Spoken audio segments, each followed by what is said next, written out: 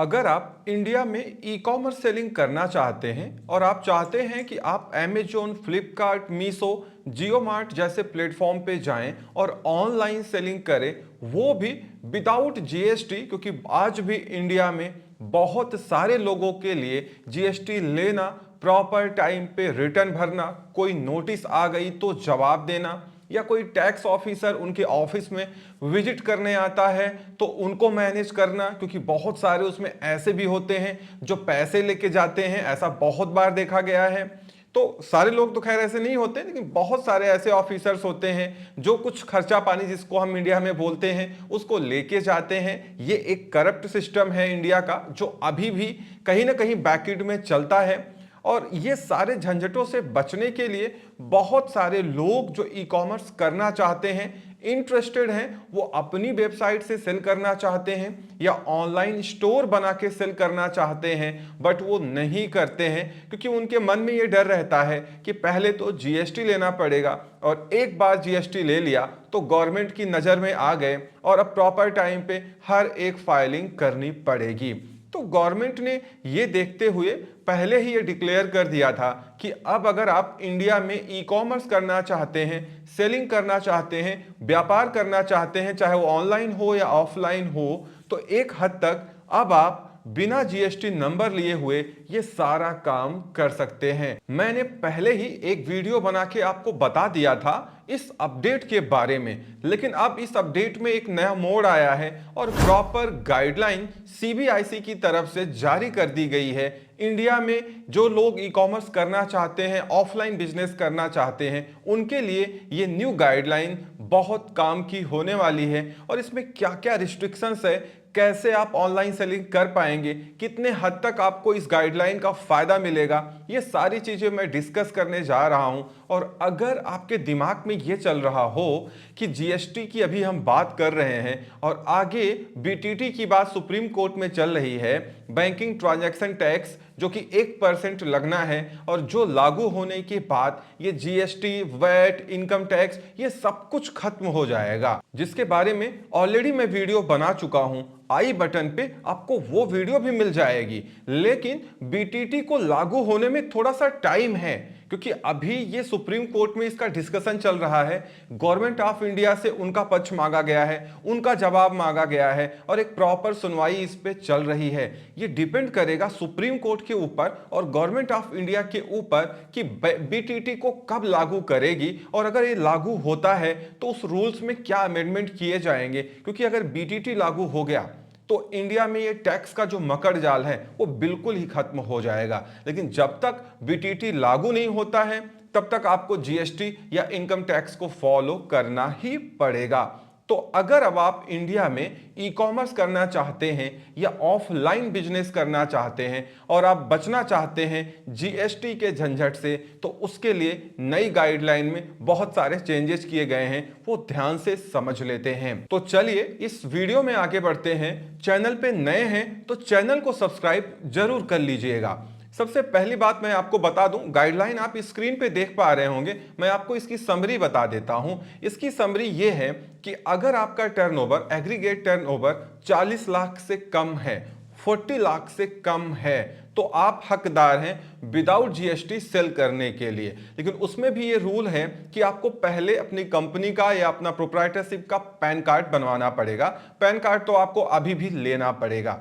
एक बार आप pan card ले लेंगे, और अगर आप चाहते हैं कि आप ई कॉमर्स करें, अगर आप ऑफलाइन बिजनेस करते हैं तो दूसरी बात है, अगर आप ऑनलाइन बिजनेस करना चाहते हैं तो आपको जीएसटी की वेबसाइट पे जाके एक इनरोलमेंट नंबर जनरेट करवाना पड़ेगा पैन के बिहाफ पे। मतलब अब आपको जीएसटी नहीं बनाना है, कोई रिटर्न फिलअप नहीं करना है। चूंकि आप ई कॉमर्स पे सेलिंग करना चाहते हैं, अमेजोन, फ्लिपकार्ट या अपने स्टोर पे बेचना चाहते हैं, तो आपका टीडीएस और टीसीएस वहां पे कटेगा। तो उसके लिए गवर्नमेंट ने ये किया है कि जीएसटी अब नहीं ले रहे हैं आप, तो आपको एक इनरोलमेंट नंबर आपको लेना पड़ेगा, जो कि एक फिक्स नंबर होगा जो आपको अलॉट हो जाएगा। जैसे ही वो इनरोलमेंट नंबर आपका जनरेट होता है, वैसे ही आप वो इनरोलमेंट नंबर और अपना पैन कार्ड लेके आप किसी भी ऑनलाइन मार्केट प्लेस या ई कॉमर्स प्लेटफॉर्म पे रजिस्ट्रेशन कर सकते हैं, साइन अप कर सकते हैं, अपना खुद का स्टोर बना सकते हैं, खुद की वेबसाइट पे ऑनलाइन सेलिंग कर सकते हैं। लेकिन अगर आपके दिमाग में ये चल रहा हो कि अभी इनरोलमेंट नंबर कैसे जनरेट होगा, अभी अमेजॉन फ्लिपकार्ट पे कैसे जीएसटी के बिना हम इनरोलमेंट नंबर से इन कर पाएंगे या साइन अप कर पाएंगे, तो मैं अभी बता दूं कि इसमें थोड़ा सा डिले है। ये जो रूल आया है इसका सर्कुलर सीबीआईसी ने 31 जुलाई 2023 को रिलीज किया, आप देख ही पा रहे हैं। बट ये इंप्लीमेंट कब से हो रहा है? 1 अक्टूबर 2023 से। तो अभी भी ये इनरोलमेंट नंबर जनरेट करने की फंक्शनैलिटी और ई कॉमर्स में इनरोलमेंट के बिहाफ पे इन करने का जो प्रोसीजर है अभी वो प्रॉपर तरीके से लाइव नहीं हुआ है। अगले कुछ दिनों में ये सिस्टम लाइव हो जाएगा।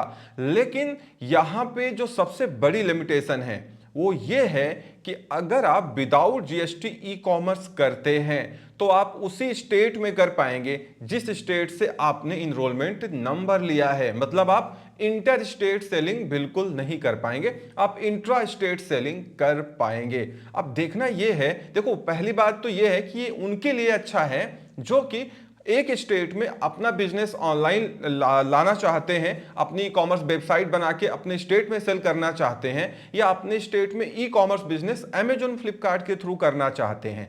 लेकिन अभी अमेजॉन फ्लिपकार्ट ने भी इस फंक्शनैलिटी पे शायद कोई डिक्लेरेशन नहीं दिया है, कोई नोटिफिकेशन नहीं आया है कि वो उस सेलर के प्रोडक्ट्स की विजिबिलिटी विद इन स्टेट कैसे मैनेज करेंगे। शायद आगे इसके लिए कोई न्यू फंक्शनैलिटी लॉन्च हो जाएगी।